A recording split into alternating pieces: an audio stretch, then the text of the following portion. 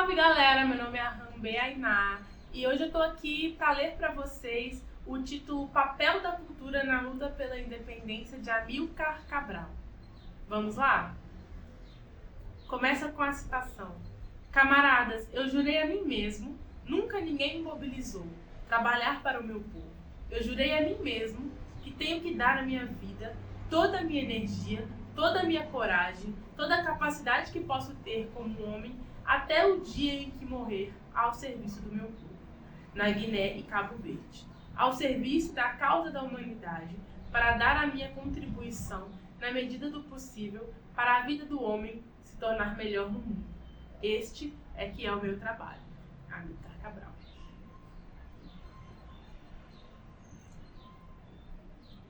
O prólogo, né? Apenas o desejo consciente de corresponder ao amável convite da Unesco e uma profunda convicção na importância do tema que nos foi proposto permitiram a elaboração deste modesto trabalho numa altura em que as nossas obrigações no âmbito da difícil luta de libertação do nosso povo exigem uma mobilização de todo o nosso tempo para o estudo e a solução dos problemas nacionais. Em vez de explorar exaustivamente os diversos pontos propostos à discussão, sem lhes minimizar de forma alguma o interesse e a acuidade, preferimos centrar a nossa atenção na importância do papel da cultura no movimento de pré-independência ou de libertação.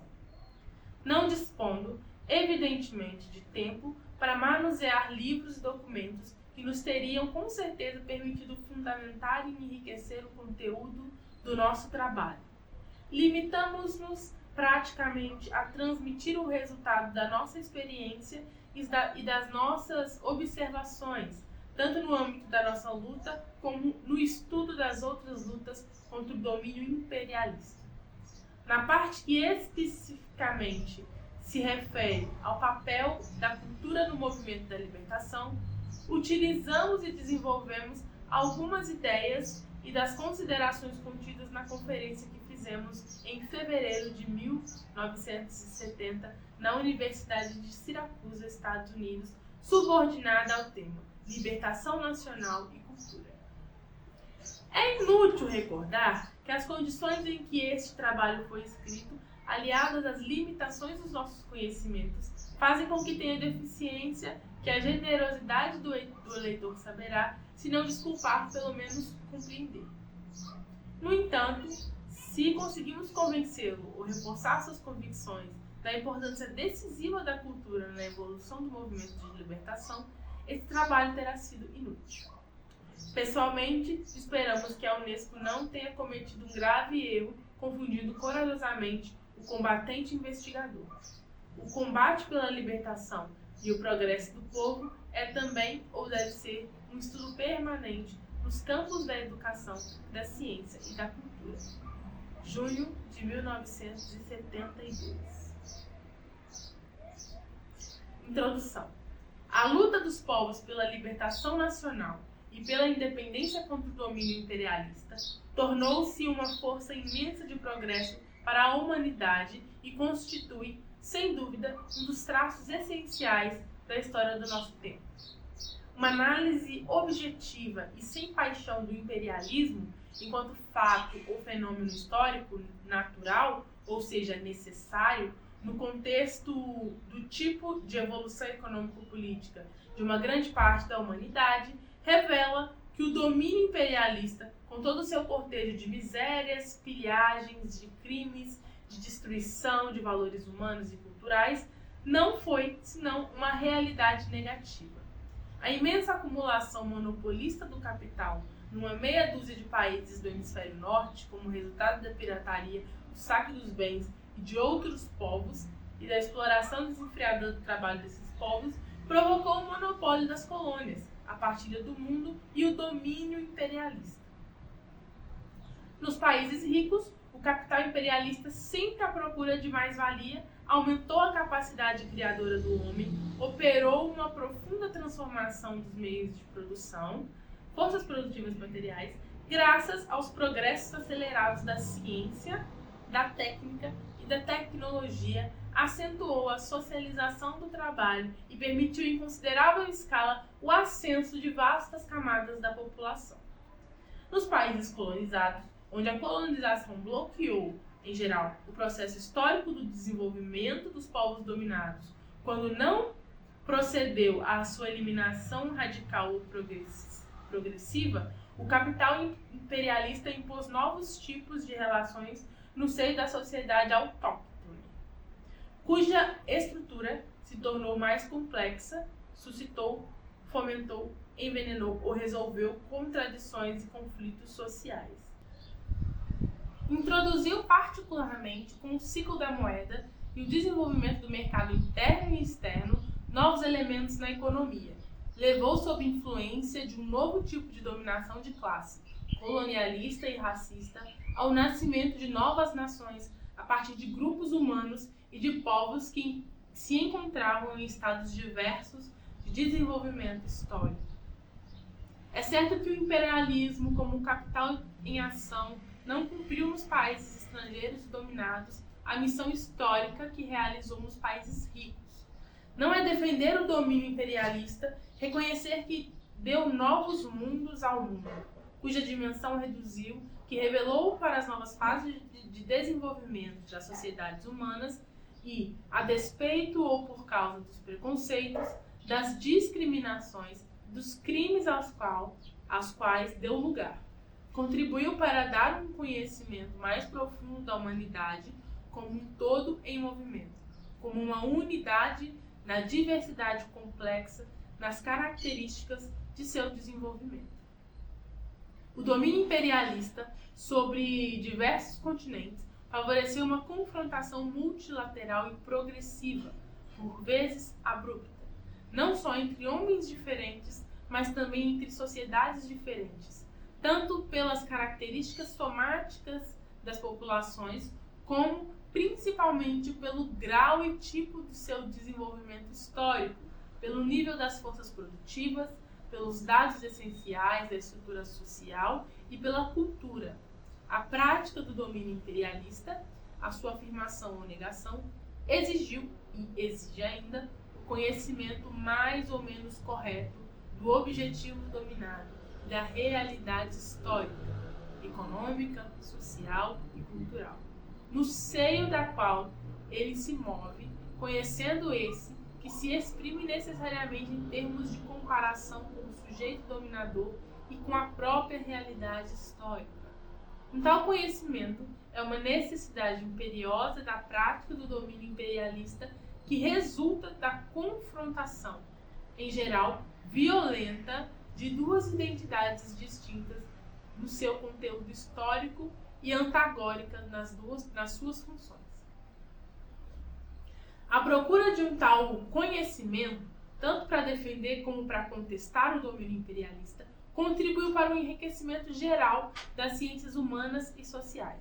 Apesar do caráter unilateral, subjetivo e muitas vezes imbuído de preconceitos da maior parte das abordagens e dos resultados obtidos nesta procura. Na realidade, o homem nunca se interessou tanto pelo conhecimento de outros homens e de outras sociedades como no decurso deste século do imperialismo e do domínio imperialista. Uma quantidade sem precedentes de informações, hipóteses e teorias acumulou-se, assim, especialmente nos domínios da história, da etnologia, da etnografia, da sociologia e da cultura, relativas aos povos ou aos grupos humanos submetidos ao domínio imperialista. Os conceitos de raça, casta, etnia, tribo, nação, cultura, identidade, dignidade e tantos outros ainda tornaram-se alvo de uma atenção crescente por parte dos que estudam o homem e as sociedades ditas primitivas ou em evolução. Mais recentemente, com o incremento da luta pela libertação, que é a negação do domínio imperialista, surgiu a necessidade de analisar e conhecer as características dessas sociedades em função da luta e determinar os fatores que provocam ou travam essa luta, exercendo uma influência positiva ou negativa sobre a sua evolução. Os investigadores concordam em geral que, neste contexto, a cultura se reveste de uma importância especial. Pode-se, portanto, admitir que qualquer tentativa visando o esclarecimento do verdadeiro papel da cultura no desenvolvimento do movimento de libertação, que é a pré-independência, pode ser um contributo útil para a luta geral dos povos contra o domínio imperialista. O fato dos movimentos de independência serem, em geral, marcados logo na sua fase inicial por um surto de manifestações de caráter cultural, fez admitir que esses movimentos são precedidos de um renascimento cultural do povo dominado. Vai-se mesmo mais longe, admitindo que a cultura é um método de mobilização de grupo e até uma arma na luta pela independência. A partir da experiência da nossa própria luta, pode-se dizer de toda a África, julgamos que se trata de uma concepção muito limitada, se não mesmo errônea, do papel primordial da cultura no desenvolvimento do movimento de libertação. Essa limitação ou esse erro provém, pensamos, de uma generalização incorreta de um fenômeno real mais restrito, que se situa a um determinado nível das elites ou das diásporas coloniais. Generalização essa que ignora ou negligencia o dado essencial do problema, o caráter indestrutível da resistência cultural do povo, das massas populares face ao domínio estrangeiro. A prática do domínio imperialista exige, como fator de segurança, a opressão cultural e a tentativa de liquidação direta ou indireta dos dados essenciais da cultura do povo dominado. Mas este só pode criar e desenvolver um movimento de libertação por guardar bem viva a sua cultura, apesar da repressão permanente e organizada da sua vida cultural. Por anulada a sua resistência político-militar, continuar a resistir culturalmente é a resistência cultural que, em determinado momento, de acordo com os fatores internos e externos que condicionam a evolução da sociedade em questão, assim como as suas relações com a potência colonial, pode assumir novas formas políticas, econômicas, armadas, para contestar o domínio estrangeiro. Com exceção dos casos de genocídio das populações autóctones ou da sua redução violenta a um mínimo social e culturalmente insignificante, o tempo de colonização não foi suficiente para permitir, pelo menos em África, uma destruição ou uma depreciação significativa dos elementos essenciais da cultura e das tradições do povo colonizado. A experiência colonial do domínio imperialista em África revela que, excetuando o genocídio, a segregação racial e o apartheid, a única solução pretensamente positiva encontrada pelo poderio colonial para negar a resistência cultural do povo colonizado é a assimilação. Mas o insucesso total da política de assimilação progressiva das populações nativas é a prova evidente tanto da falsidade dessa teoria como da capacidade de resistência dos povos dominados a uma tentativa de destruição ou depreciação do seu patrimônio cultural. Por outro lado, mesmo nas colônias de povoamento, onde a grande maioria da população continua composta por autóctones, a expansão da ocupação colonial e especialmente da ocupação cultural está, em geral, reduzida às zonas costeiras e algumas zonas restritas do interior. A influência da cultura na potência cultural é quase nula na estrutura horizontal da sociedade dominada, para além dos limites da capital e de outros centros urbanos. Só é sentida de maneira significativa na vertical da pirâmide social colonial, a que o próprio colonialista criou, e exerce-se especialmente sobre o que se pode chamar a pequena burguesia autóctone e sobre um número muito reduzido de trabalhadores dos centros urbanos. Constata-se, portanto, que as grandes massas rurais, assim como uma fração importante da população urbana, no total de mais de 99% da população indígena, permanecem livres ou quase de qualquer influência cultural da potência colonial. Essa situação é originada, por um lado, pelo caráter necessariamente obscurantista do domínio imperialista que, desprezando e reprimindo a cultura do povo dominado, não tem nenhum interesse em promover a aculturação das massas populares, fonte de mão de obra para os trabalhos forçados e principal alvo da exploração, e, por outro lado, a eficácia da resistência cultural dessas massas que, submetidas ao domínio político e à exploração econômica, encontram na sua própria cultura o único reduto suscetível de preservar a sua identidade. Essa defesa do patrimônio cultural é ainda reforçada nos casos em que a sociedade autóctone tem uma estrutura vertical, pelo interesse que a potência colonial tem em proteger e reforçar a influência cultural das classes dominantes, suas aliadas.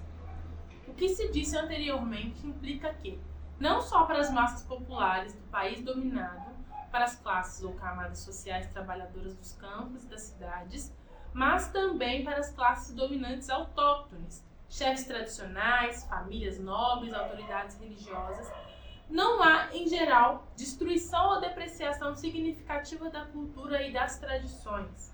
Reprimida, perseguida, humilhada, traída por um certo número de categorias sociais comprometidas com o estrangeiro, refugiada nas aldeias, nas florestas e no espírito das gerações vítimas de dominação, a cultura sobrevive a todas as tempestades para retomar, graças às lutas de libertação, toda a sua faculdade de desenvolvimento. Isso porque o problema de um retorno às fontes ou de um renascimento cultural não se põe e nem poderia se pôr para as massas populares, visto que elas são portadoras da sua cultura própria, são a fonte da cultura e, ao mesmo tempo, a única entidade verdadeiramente capaz de preservar e de criar a cultura, de fazer história. Para uma apreciação correta do verdadeiro papel da cultura no desenvolvimento do movimento de libertação, é preciso, portanto, pelo menos em África, fazer a distinção entre a situação das massas populares, que preservam a sua cultura, e a das categorias sociais mais ou menos assimiladas, desenraizadas e culturalmente alienadas ou simplesmente desprovidas de qualquer elemento nativo no processo da sua formação cultural. Ao contrário do que se verifica com as massas populares, as elites coloniais autóctones, forjadas pelo processo de colonização, apesar de serem portadoras de um certo número de elementos culturais próprios da sociedade autóctone, vivem material e espiritualmente a cultura do estrangeiro colonialista, com o qual procuram identificar-se progressivamente, quer no comportamento social, quer na própria apreciação dos valores culturais indígenas. Ao longo de 2 ou 3 gerações de colonizados, forma-se uma camada social constituída por funcionários do Estado e por empregados dos diversos ramos da economia, especialmente no comércio, assim como por membros das profissões liberais e por alguns proprietários urbanos e agrícolas.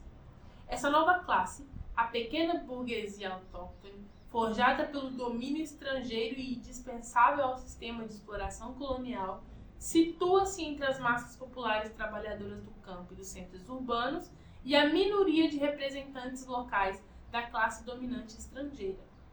Ainda que possa ter relações mais ou menos desenvolvidas com as massas populares ou com os chefes tradicionais, aspira, em geral, a um estilo de vida semelhante, se não idêntico, ao da minoria estrangeira.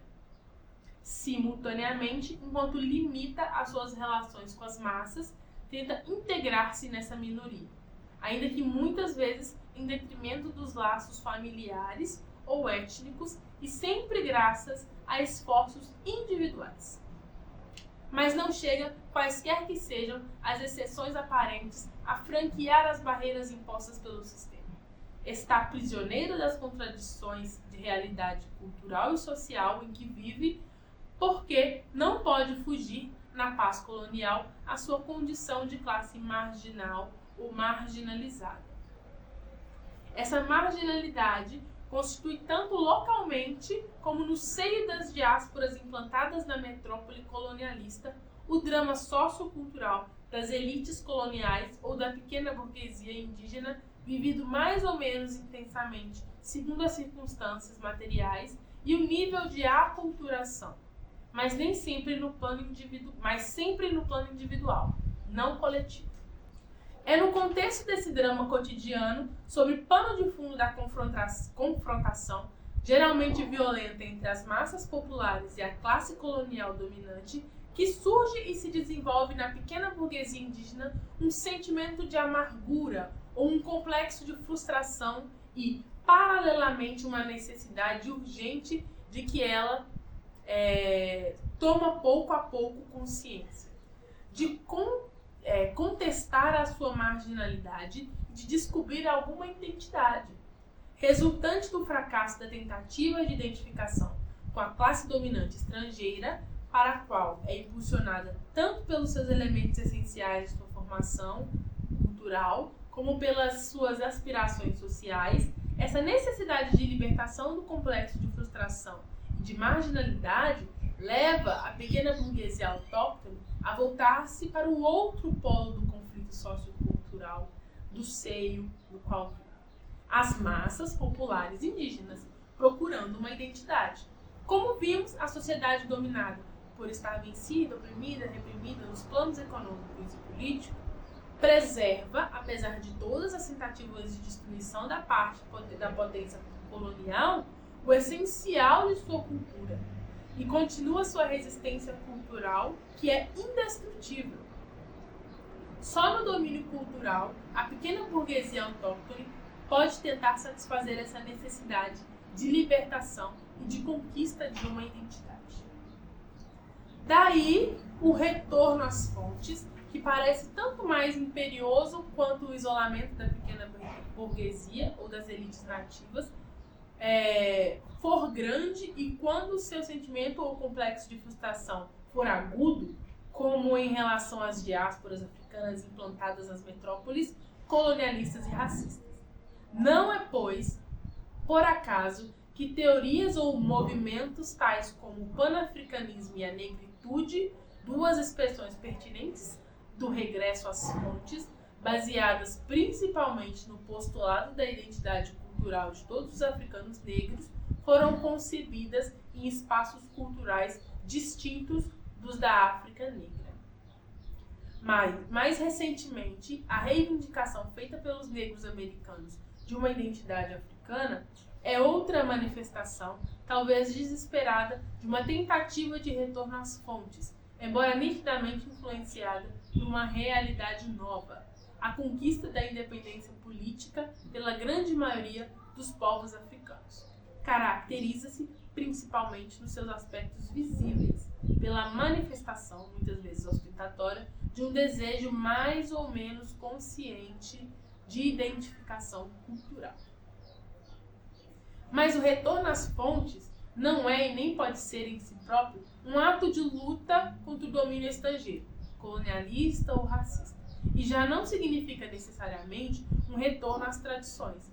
É a negação pela burguesia indígena que pretensa supremacia da cultura da potência dominante sobre o povo dominado, com a qual tem necessidade de se identificar para resolver o conflito sociocultural em que se debate, procurando uma identidade. O retorno às fontes não é, pois, uma demarche voluntária, mas a única resposta viável à solicitação imperiosa de uma necessidade concreta, histórica, determinada pela contradição irredutível que opõe a sociedade colonizada à potência colonial, as massas exploradas, a classe estrangeira exploradora, contradição em relação à qual cada camada social ou classe indígena é obrigada a definir uma posição. Quando o retorno às fontes ultrapassa o caso individual parece se exprimir através de grupos ou de movimentos, os fatores que condicionam tanto interna quanto externamente a evolução política e econômica na sociedade atingiram já o nível em que essa contradição se transforma em conflito, velado ou aberto. Prelúdio do movimento de pré-independência ou da luta pela libertação do jugo estrangeiro.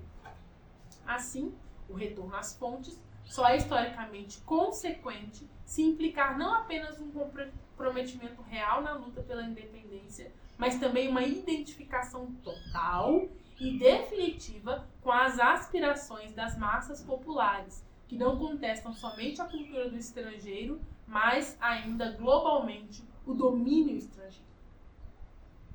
De outro modo, o retorno às fontes não é mais do que uma solução que pretende obter vantagens temporárias, uma forma consciente ou inconsciente de oportunismo político da parte da pequena burguesia. É preciso notar que o fenômeno de retorno às fontes, quer seja aparente ou real, não se produz de maneira global, simultânea e uniforme no seio da pequena burguesia autóctone. É um processo lento, descontínuo e desigual, cujo desenvolvimento ao nível de cada indivíduo depende do grau de aculturação das condições materiais de existência, da formação ideológica e da própria história enquanto ser social. Essa desigualdade está na base da cisão da pequena burguesia autóctone em 3 grupos distintos face ao movimento de libertação. A.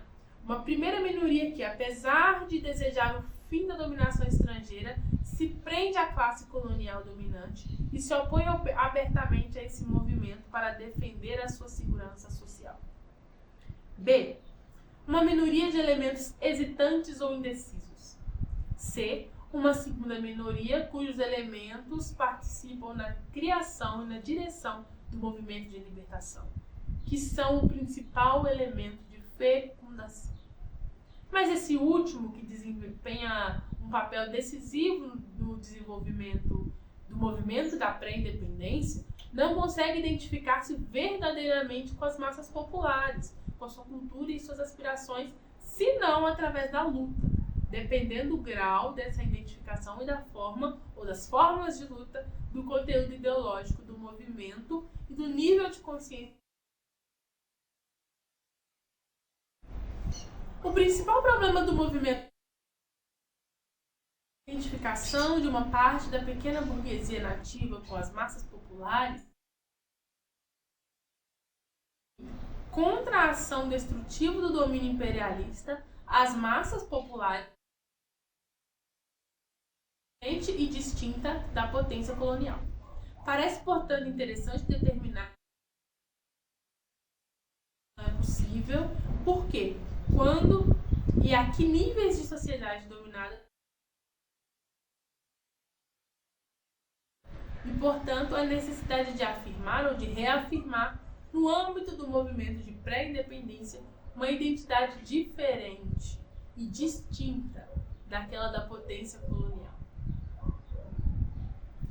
A identidade de um indivíduo ou de um determinado grupo humano é uma qualidade biosociológica, independente da vontade desse indivíduo ou desse grupo, mas que só tem significado ao ser expressa em relação a outros indivíduos ou a outros grupos humanos. A natureza dialética da identidade reside no fato que ela identifica e distingue, porque um indivíduo ou um grupo humano não é idêntico a determinados indivíduos ou grupos se não se for distintos de outros indivíduos ou grupos humanos.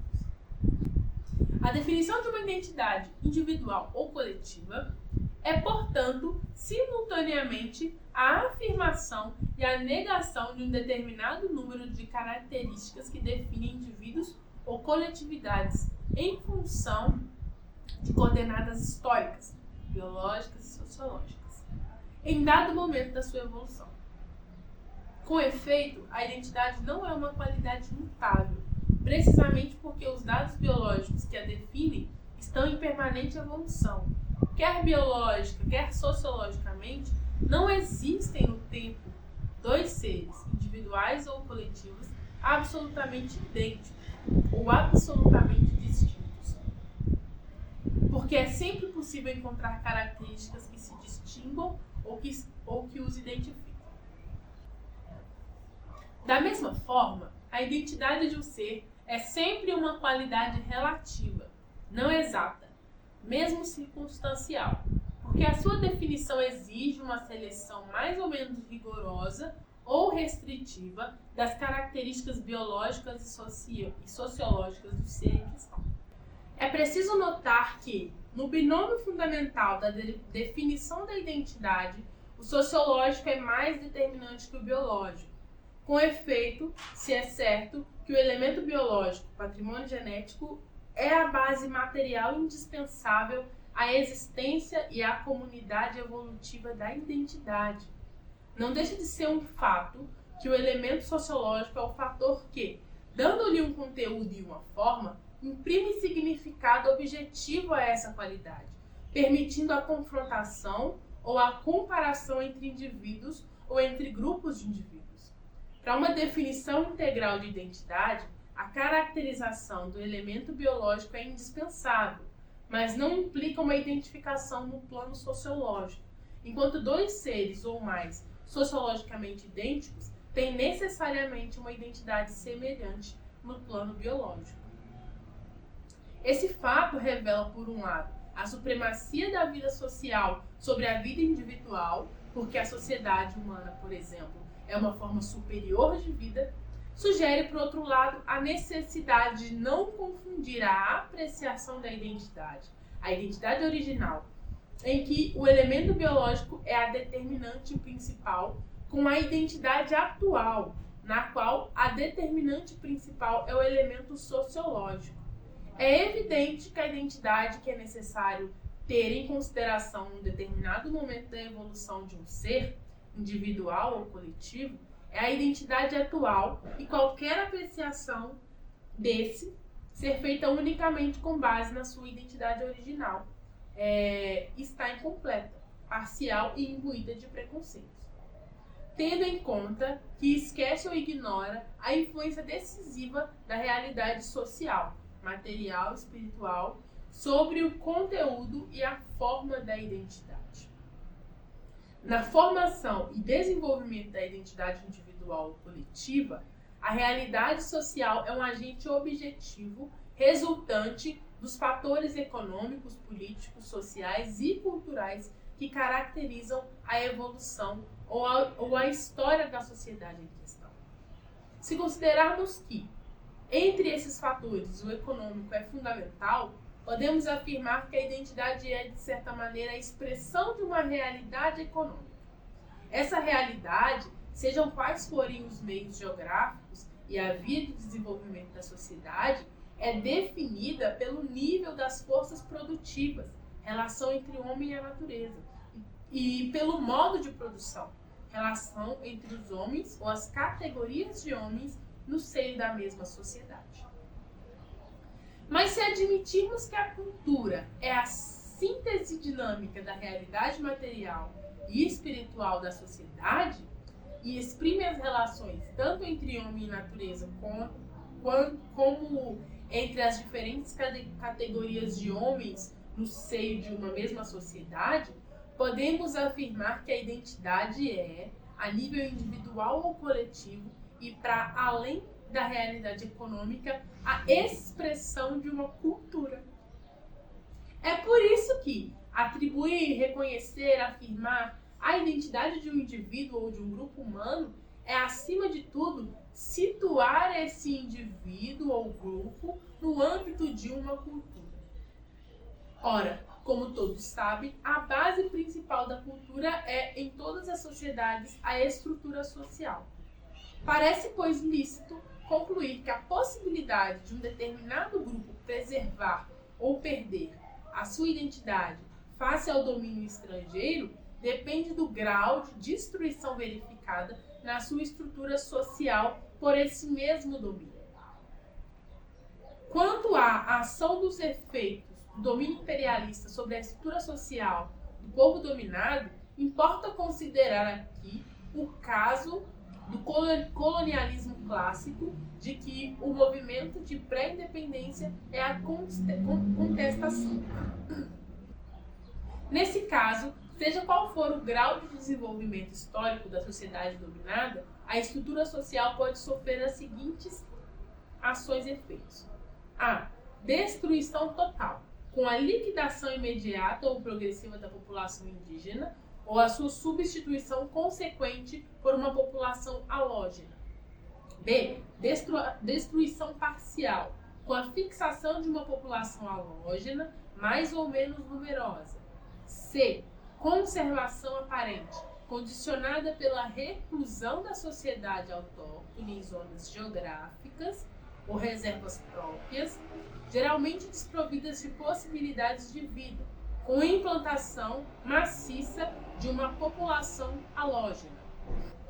A experiência do domínio imperialista demonstra a destruição completa da estrutura social que implica a perda de identidade. Só é possível com a liquidação total da população indígena ou pela sua redução a um mínimo social culturalmente insignificante. Em contrapartida, nos dois últimos casos, que são os que interessa considerar em África, há a possibilidade de preservação da cultura e, portanto, da identidade, mesmo que a estrutura social sofra uma importante destruição parcial. Como é natural, essa possibilidade varia com os tipos e os tempos de colonização. Podemos, no entanto, afirmar que o domínio político, a exploração econômica e a repressão cultural praticadas pela potência colonial provocaram uma cristalização da cultura e uma sobreestimação da identidade por parte dos grupos dominados, com o principal efeito do bloqueamento do seu processo histórico pelo domínio imperialista. O caráter fundamentalmente horizontal da estrutura social dos povos africanos, multiplicidade ou profusão de grupos étnicos, faz com que a resistência cultural e o grau de preservação da identidade não sejam uniformes. Dessa forma, se é um fato que os grupos étnicos conseguiram, de uma forma geral, preservar a sua identidade e, portanto, não a perda dessa qualidade da horizontal social, verifica-se que os grupos mais resistentes, os que mais violentos choques tiveram com a potência colonial na fase da ocupação efetiva. Ou então, aqueles que, devido à sua localização geográfica, tiveram menos contato com a potência estrangeira. Convém notar que a potência colonial defronta, de forma insolúvel, uma contradição no seu comportamento face aos grupos étnicos. Por um lado, tem necessidade de dividir ou de manter a divisão para reinar e, por isso, mantém e fomenta a separação e mesmo as quarelas entre os grupos étnicos. Por outro lado, para tentar garantir a perpetuação do seu domínio, precisa destruir a estrutura social desses grupos, a sua cultura e, portanto, sua identidade. Além disso, é forçada a adotar uma política de proteção da estrutura social e de defesa nas classes dirigentes dos grupos que, como por exemplo, a etnia ou a nação fula do nosso país, apoiarem decisivamente as suas guerras de conquista colonial, política que favorece a preservação da identidade do grupo. Como já dissemos, de uma maneira geral, não se verificam modificações importantes no referente à cultura na vertical da pirâmide ou das pirâmides sociais indígenas, grupos ou sociedades como Estado. Cada camada ou classe mantém sua identidade tanto nos centros urbanos como em algumas zonas do interior do nosso país, onde a influência cultural da potência colonial é sensível. O problema da identidade é mais complexo. Enquanto a base e o topo da pirâmide social, respectivamente a maioria das massas populares trabalhadoras, constituída por indivíduos de etnias diferentes e a classe estrangeira dominante, enquanto eles mantêm as suas identidades, a zona central dessa pirâmide a pequena burguesia autóctone, culturalmente desenraizada, alienada ou mais ou menos assimilada, debate-se num conflito sociocultural, procurando uma identidade. É preciso notar ainda que, embora solidamente ligada por uma nova identidade, a de potência colonial, a classe dominante estrangeira não consegue libertar-se das contradições e dos limites da sua própria sociedade, que transfere para a área de colonização.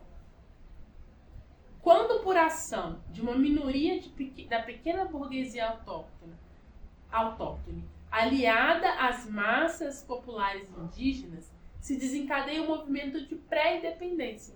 Essas massas não têm qualquer necessidade de afirmar ou reafirmar a sua identidade, que nunca confundiram e nem poderiam confundir com a da potência colonial. Essa necessidade só surge a nível da pequena burguesia autóctone, elites, que, nessa fase da evolução das contradições do processo de colonização, é forçada a tomar posição face ao conflito que opõe as massas populares à potência colonial. No entanto, como sucede nos casos de necessidade de uma identificação cultural, a reafirmação de uma identidade distinta da potência colonial não é um fato generalizado no seio da pequena burguesia. Só uma minoria reafirma essa diferença, enquanto outra minoria afirma quantas vezes, de forma espalhafatosa, a sua identificação com a classe estrangeira dominante, e a maioria silenciosa se debate na indecisão.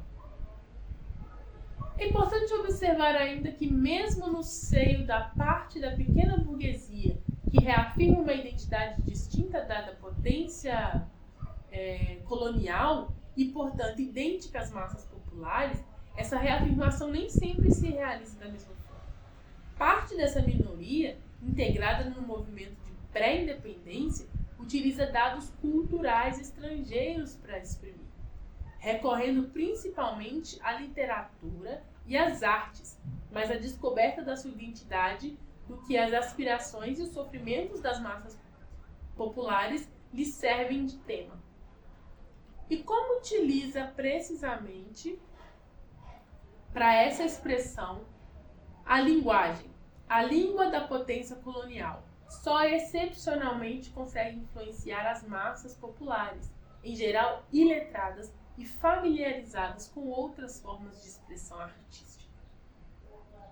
Esse fato, todavia, não diminui o valor da contribuição dessa minoria pequeno-burguesa no processo de desenvolvimento da luta, pois consegue influenciar, com a sua reafirmação de identidade, tanto parte dos indecisos e retardatários da sua própria categoria social, como o importante setor da opinião pública da metrópole colonial, principalmente intelectuais. A outra parte da pequena burguesia que se empenha ab initio no movimento de pré-independência descobre na participação imediata na luta de libertação e na integração nas massas populares a melhor forma de exprimir uma identidade distinta da potência colonial. É por isso que a identificação com as massas populares e a reafirmação da identidade podem ser temporárias ou definitivas, aparentes ou reais, face aos esforços e aos sacrifícios cotidianos exigidos pela própria luta, que, sendo uma expressão política, organizada de cultura, é também, necessariamente, uma prova não apenas de identidade, mas ainda de dignidade. Durante o processo de domínio colonialista, as massas populares, sejam quais forem as características da estrutura social do grupo a quem pertencem, não deixam de resistir à potência colonial. Numa primeira fase, a da conquista, cinicamente denominada pacificação, resistem de armas na mão à ocupação estrangeira. Numa segunda fase, a idade do ouro do colonialismo triunfante opõe ao domínio estrangeiro uma resistência passiva, quase silenciosa, mas muitas vezes esmaltada de rebeliões, geralmente individuais, raramente coletivas, especialmente no âmbito do trabalho, do pagamento de impostos, mesmo no contato social com os representantes estrangeiros ou autóctones da potência colonial. Numa terceira fase, a luta de libertação, são as massas populares que constituem a força principal para a resistência política ou armada que conteste e liquide o domínio estrangeiro. Essa resistência longa e multiforme só é possível porque, preservando a sua cultura e a sua identidade, as massas populares mantêm intacto o sentimento de dignidade individual e coletiva, apesar dos vexames, das humilhações e das sevícias que são tantas vezes alvos. Isso é tanto mais verdadeiro quanto é certo que os indivíduos ou as categorias sociais que opõem voluntariamente ao serviço da potência colonial o fazem consciente ou inconscientemente em benefício de interesses de grupos ou de classes contrários aos da esmagadora maioria das massas populares. A afirmação ou a reafirmação de uma identidade distinta da potência colonial por parte da pequena burguesia autóctone contribui, portanto, unicamente para restituir um sentimento de dignidade a essa mesma categoria social. Ainda nesse plano, é conveniente observar que o sentimento de dignidade no seio da pequena burguesia depende do comportamento objetivo, moral e social de cada indivíduo, do grau de subjetividade da sua atitude face a dois polos do conflito colonial, entre os quais é obrigado a viver o drama cotidiano da colonização. Esse drama é tanto mais intenso quanto é um fato que no âmbito profissional a pequena burguesia, no desempenho das suas funções, é forçada a uma confrontação permanente, tanto com a classe estrangeira dominante, como com as massas populares. Essa situação faz com que, por um lado, o elemento pequeno burguês seja alvo de frequentes humilhações, quase cotidianas, da parte dos estrangeiros, e que, por outro lado, tome nítida consciência tanto das injustiças que estão sujeitas às massas populares, como da sua resistência, do seu espírito de revolta. Daí deriva esse paradoxo aparente da contestação do domínio colonial. É no seio da pequena burguesia autóctone, categoria social nascida da própria colonização, que surgem as primeiras iniciativas consequentes visando a mobilização e a organização das massas populares para a luta contra a potência colonial. Essa luta, através de todas as vicissitudes, sejam quais forem as formas que assume, reflete a consciência ou a tomada de consciência de uma identidade própria, generaliza e consolida o sentimento de dignidade, reforçado pelo desenvolvimento da consciência política, e vai beber a cultura ou as culturas das massas populares em revolta a uma das suas principais forças. Uma apreciação correta do papel da cultura no movimento da pré-independência ou da libertação exige que se faça uma nítida distinção entre cultura e manifestações culturais. A cultura é a síntese dinâmica ao nível da consciência do indivíduo ou da coletividade da realidade histórica, material e espiritual de uma sociedade ou de um grupo humano, das relações existentes entre homem e a natureza, como entre os homens e as categorias sociais. As manifestações culturais são as diferentes formas pelas quais essa síntese se exprime, individual ou coletivamente, em cada etapa da evolução da sociedade ou do grupo humano em questão. Verificou-se que a cultura é a verdadeira base do movimento de libertação e que as únicas sociedades que podem mobilizar-se, organizar-se e lutar contra o domínio estrangeiro são as que preservam a sua cultura. Esta, quaisquer que sejam as características ideológicas ou idealistas da sua expressão, é um elemento essencial do processo histórico. É nela que reside a capacidade ou a responsabilidade de elaborar ou de fecundar elementos que asseguram a continuidade da história e determinem ao mesmo tempo as possibilidades de progresso ou de regressão da sociedade. Compreende-se assim que, sendo o domínio imperialista a negação do processo histórico da sociedade dominada, e necessariamente a negação do seu processo cultural. Também porque uma sociedade que se liberta verdadeiramente do jugo estrangeiro retoma os caminhos ascendentes da sua própria cultura, a luta de libertação. Então isso tudo é, antes de mais, um ato de cultura, né? A própria luta de libertação é, antes de tudo mais, um ato de cultura. A luta de libertação é um fato essencialmente político. Por conseguinte, só pode ser utilizados métodos políticos, incluindo o uso da violência para liquidar a violência sempre armada do domínio imperialista, no desuso do seu desenvolvimento. A cultura não é, pois, nem poderá ser uma arma ou um método de mobilização de grupo contra o domínio estrangeiro. Ela é muito mais que isso. Com efeito, é no conhecimento concreto da realidade local, em especial da realidade cultural, que se fundamenta a escolha, estruturação e o desenvolvimento dos métodos mais adequados para a luta.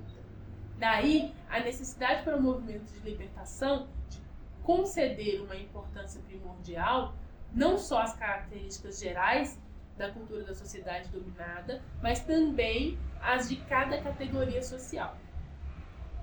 Embora tenha um caráter de massa, a cultura não é uniforme. Não se desenvolve igualmente em todos os setores horizontais ou verticais da sociedade. A atitude e o comportamento de cada categoria ou de cada indivíduo face à luta do seu desenvolvimento são certamente ditados pelos seus interesses econômicos, também profundamente influenciados pela sua cultura. Pode-se mesmo afirmar que a diferença dos níveis de cultura que explica os diferentes comportamentos dos indivíduos de uma mesma categoria social face ao movimento de libertação. É nesse plano, portanto, que a cultura atinge todo o seu significado para cada indivíduo. Compreensão e integração no meio social, identificação com os problemas fundamentais e as aspirações da sociedade, aceitação ou negação da possibilidade de uma transformação no sentido do progresso. É evidente que a multiplicidade de categorias sociais, em especial de etnias, torna mais complexa a definição do papel da cultura no movimento de libertação. Mas com essa complexidade, não pode nem deve diminuir a importância decisiva do desenvolvimento desse movimento, do caráter de classe da cultura, muito mais sensível nas categorias urbanas e nas sociedades rurais de estrutura vertical, estável, mas que não deve deixar de ser tomada em consideração mesmo nos casos em que o fenômeno de classe surge ainda no estado embrionário.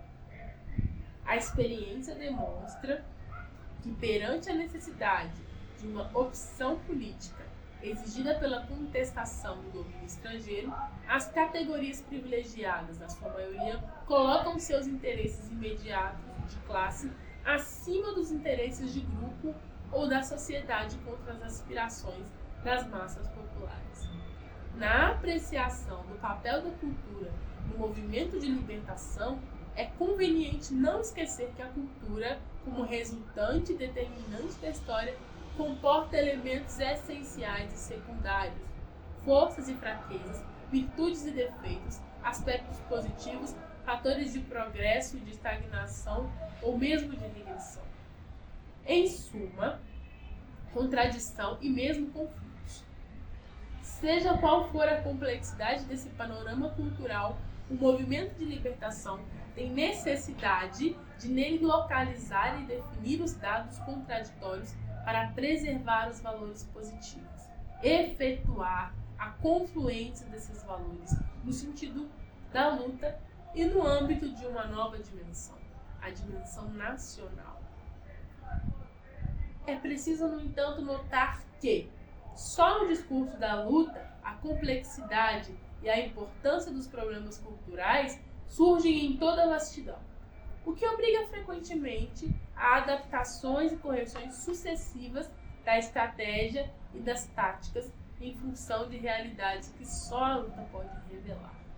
Da mesma forma, só a luta revela como e quando a cultura é uma fonte inesgotável de coragem, de recursos materiais e morais, de energia física, psíquica para as massas populares, assim como também sob determinados aspectos de obstáculos e dificuldades, concepções erradas da realidade, desvios no cumprimento do dever e limitações no ritmo e na eficácia da luta perante as exigências políticas, técnicas e científicas que impõem.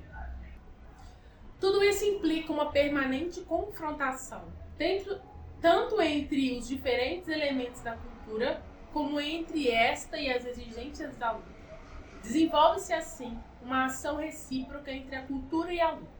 A cultura, base, é a fonte de inspiração da luta, começa a ser influenciada por essa. Influência que se reflete na forma mais ou menos evidente, quer na evolução do comportamento das categorias sociais e dos indivíduos, quer no desenrolar da própria luta. Tanto os dirigentes do movimento de libertação, na sua maior parte originários dos centros urbanos, pequena burguesia e trabalhadores assalariados, como as massas populares, cuja esmagadora maioria é composta por camponeses, melhoram seu nível cultural.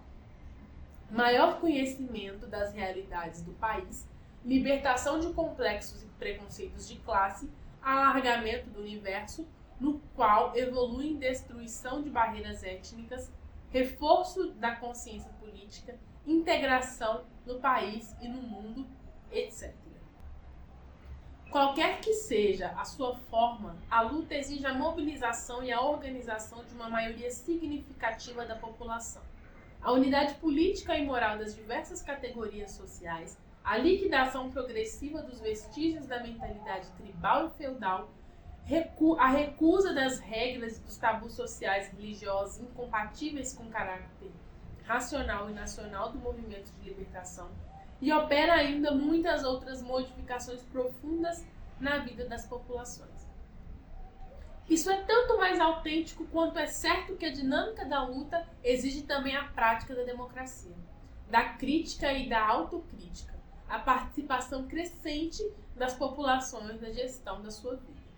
A alfabetização, a criação de escolas e de serviços sanitários, a formação de quadros vindos dos meios camponeses e operários e muitas outras realizações que implicam uma verdadeira marcha forçada da sociedade no caminho do progresso cultural. Demonstra-se assim que a luta de libertação não é apenas um fato cultural, é também um fator de cultura.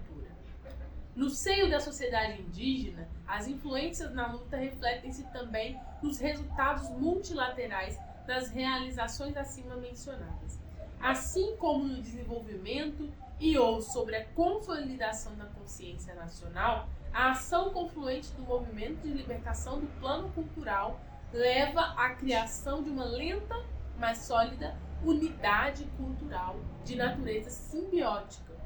Corresponde à unidade moral e política necessária à dinâmica da luta.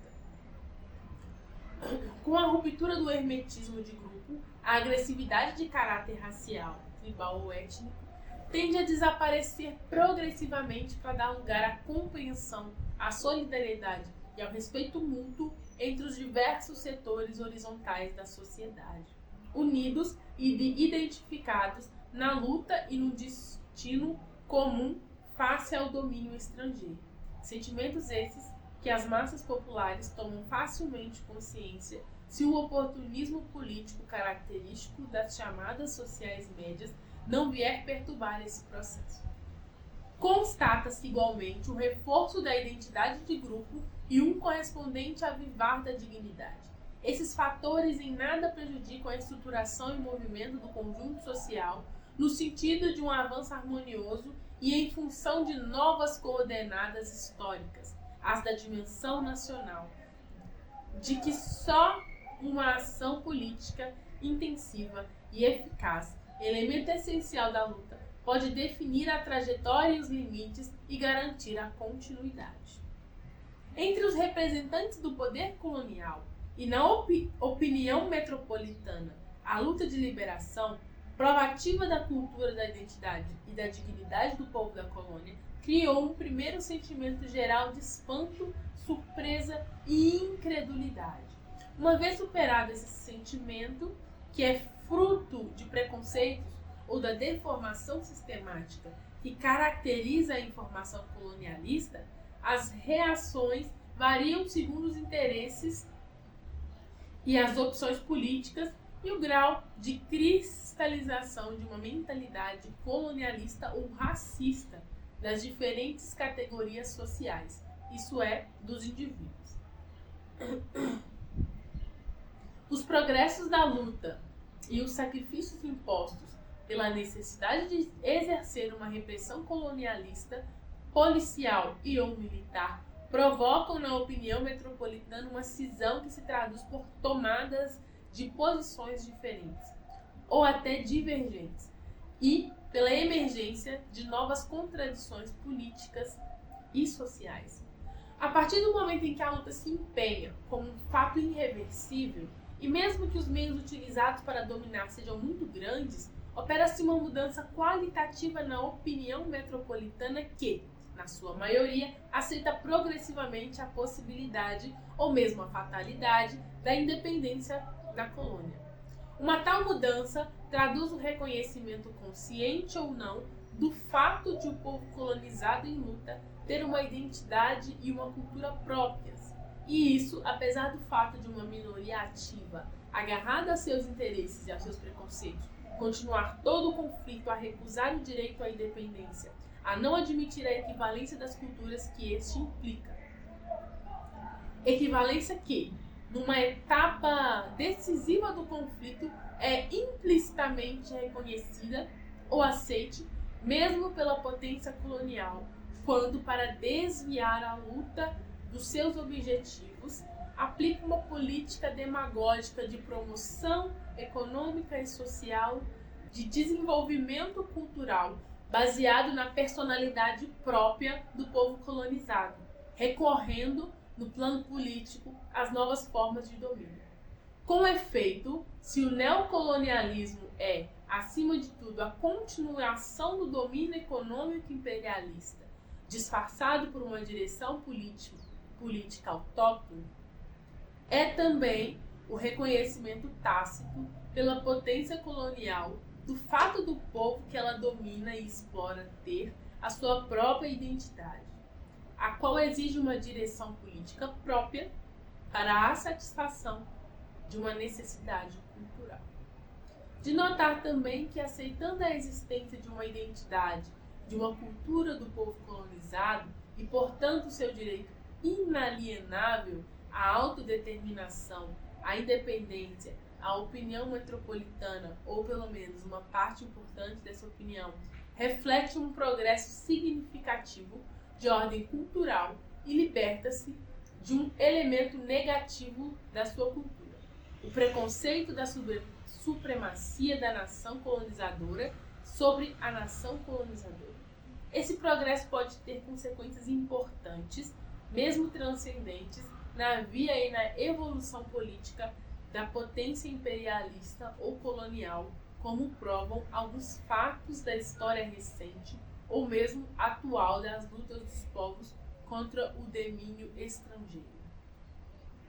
Algumas afinidades genético-somáticas e culturais entre vários grupos humanos de um ou de diversos continentes, assim como situações mais ou menos semelhantes à relação do domínio colonial e ou racista, levaram a formular teorias e a criar movimentos baseados na hipótese da existência de culturas raciais ou continentais. A importância do papel da cultura no movimento da libertação, geralmente reconhecida ou pressentida, contribuiu para dar essa hipótese de uma certa audiência, sem pretender minimizar a importância que tais teorias ou movimentos tiveram ou têm, enquanto tentativas bem-sucedidas ou não, de procura de uma identidade enquanto meio de contestação do domínio estrangeiro. Podemos afirmar que uma análise objetiva da realidade cultural conduz negar a importância de culturas raciais ou continentais. Em primeiro lugar, porque a cultura, tal como a história, é um fenômeno em expansão e intimamente ligado à realidade econômica e social do ambiente, ao nível das forças produtivas e ao modo de produção da sociedade que a criou. Em segundo lugar, mas não menos importante, porque o desenvolvimento da cultura prossegue de maneira desigual, ao nível de um continente, de uma raça, mesmo de uma sociedade. Com efeito, as coordenadas da cultura, tal como as de qualquer fenômeno em desenvolvimento, variam no espaço e no tempo, sejam esses materiais, físicos ou humanos, biológicos, sociológicos. Eis porque a cultura, a criação da sociedade e síntese dos equilíbrios das soluções que ela provoca para resolver os conflitos que a caracterizam em cada fase da história, é uma realidade social independente da vontade dos homens, da cor da pele, da forma dos olhos ou dos limites geográficos. A apreciação correta do papel da cultura no movimento de libertação exige que sejam considerados globalmente e nas suas relações internas os fatores que a definem, que seja recusada a aceitação cega dos valores culturais, sem ter em consideração o que pode ter de negativo, reacionário, regressivo. Que se evite qualquer confusão entre o que é expressão de uma realidade histórica e material e o que parece ser uma criação de espírito separada dessa realidade, o resultado de uma natureza específica, e não seja estabelecida uma conexão absurda entre as criações artísticas, válidas ou não, pretensas e características psíquicas e somáticas de uma raça. Finalmente, que se evite qualquer apreciação crítica, não científica ou acientífica do fenômeno cultural. Essas condições são tanto mais necessárias para que a cultura desempenhe o convenientemente o papel que lhe compete o movimento de libertação, quanto forem claros e objetivos definidos por este na via da conquista do direito do povo, que representa e dirige a ter a sua própria história e a dispor livremente das suas forças produtivas, tendo em vista o ulterior desenvolvimento de uma cultura mais rica, popular, nacional, científica e universal. A luta de liberação, que é a mais complexa expressão do vigor cultural do povo, da sua identidade, da sua dignidade, enriquece a cultura e abre-lhe novas perspectivas de desenvolvimento. As manifestações culturais adquirem um novo conteúdo e novas formas de expressão, tornando-lhe assim um poderoso instrumento de informação e formação política, não apenas na luta pela independência, como também na primordial batalha do progresso. Essa foi a leitura de Amílcar Cabral. O papel da cultura na luta por independência. Até a próxima leitura, pessoal.